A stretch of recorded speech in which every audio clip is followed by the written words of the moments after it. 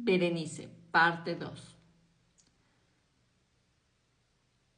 Es más que posible que no me comprendan, pero temo en verdad que no haya manera posible de comunicar a la inteligencia del lector corriente una idea adecuada sobre esa nerviosa intensidad del interés con que, en mi caso, los poderes de la meditación, por no utilizar términos técnicos, se ocupaban y sumían en la contemplación de los objetos más comunes del universo.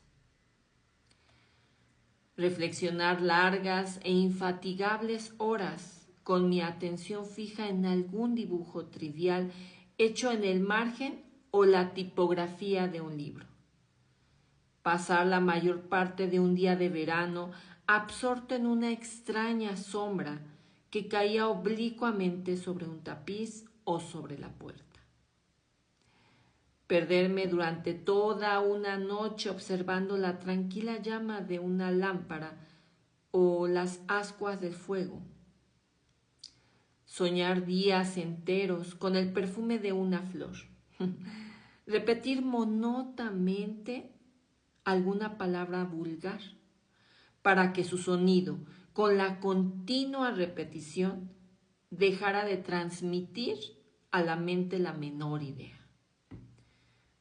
Perder todo el sentido del movimiento o de la existencia física, gracias a una absoluta y prolongada quietud del cuerpo. Tales eran algunas de las extravagancias más comunes y menos perjudiciales provocadas por un estado de las facultades mentales. No único, por cierto, pero sí capaz de desafiar a todo análisis y explicación. Pero que no se me entienda mal.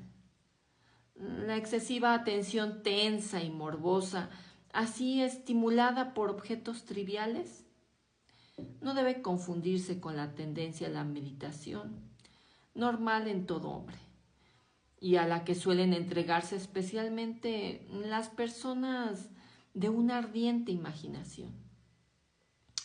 Tampoco se trataba, como pudo suponerse en un principio, de un estado grave o una exageración de esa tendencia, sino de un estado primario y esencialmente distinto, diferente. En un caso, el soñador o el fanático, interesado en cierto objeto, normalmente no insignificante, lo va perdiendo poco a poco de vista en una avalancha de deducciones y sugerencias que surgen de él, hasta el final del ensueño. Lleno de deleite en muchas ocasiones, encuentra que el inquitamentum o la primera causa de sus meditaciones desaparecen en el mayor de los olvidos.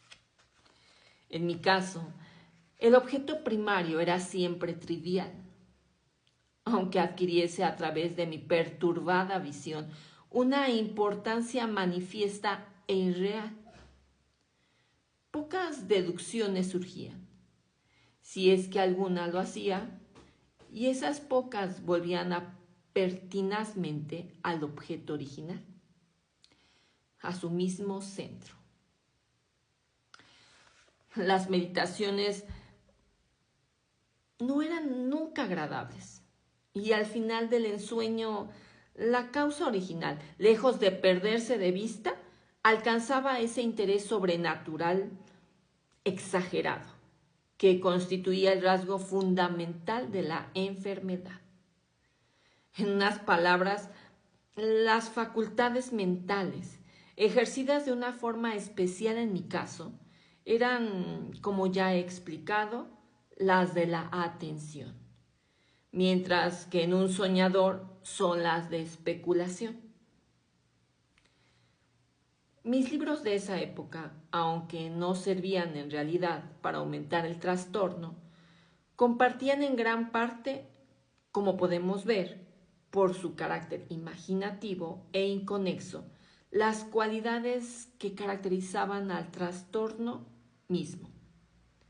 Me acuerdo bien, entre otros, del tratado del noble italiano Coleo Secundis Curio de Amplitudine Beati Regni Dei, la gran obra de San Agustín titulada La ciudad de Dios y de Tertuliano de Carne Christi, en la que paradójica frase Mortus est de filius credibile est quina peptum est et sepultus resurrexit certum est quia impossibile est. Ocupó todo mi tiempo durante muchas semanas de laboriosa e inútil investigación. El Hijo de Dios ha muerto. Es tanto más creíble cuanto más incongruente. Y sepultado, resucitó. Es tan cierto como imposible.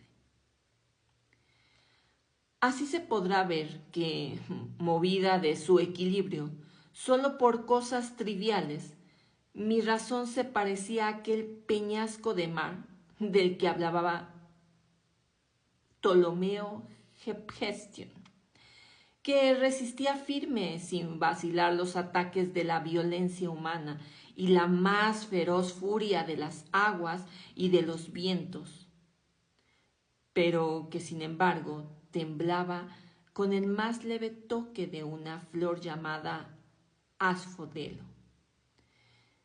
Y aunque para un observador descuidado pudiera parecer un asunto fuera de toda duda, que el cambio producido en la condición moral de Berenice por su penosa enfermedad me hubiese sugerido multitud de temas para el desarrollo de esa intensa y anormal meditación, cuya naturaleza tanto me he molestado en explicar. No era este, sin embargo, el caso en absoluto. En los momentos de lucidez de mi enfermedad, la desdicha de Berenice me daba verdadera lástima, y totalmente conmovido por la total ruina de su bella y dulce vida, no dejaba de pensar con frecuencia y amargamente sobre los poderosos medios por los que había llegado a producirse una revolución tan repentina y extraña.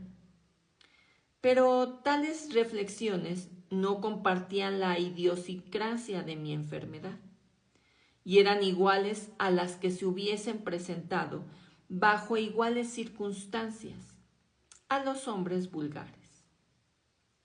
Fiel a su propio carácter, mi trastorno solía recrearse en los cambios de poca importancia, pero más asombrosos que se producían en el aspecto físico de Berenice, en la sorprendente y prodigiosa deformación de su identidad personal.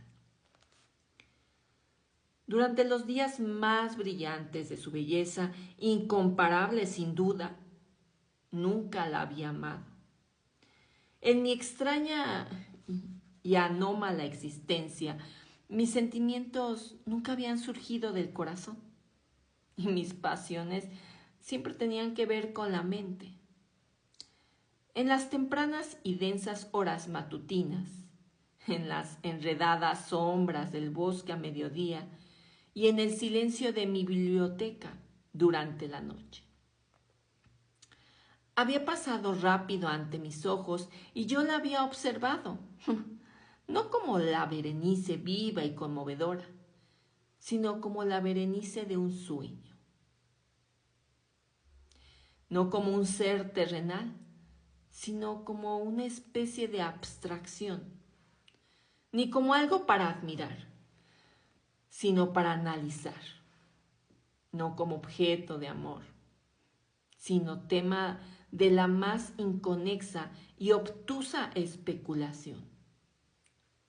Y entonces me estremecía ante su presencia y palidecía cuando se aproximaba. Pero lamentando con amargura su estado decaído y apenado, recordé que me habían amado durante mucho tiempo y que en un fatídico momento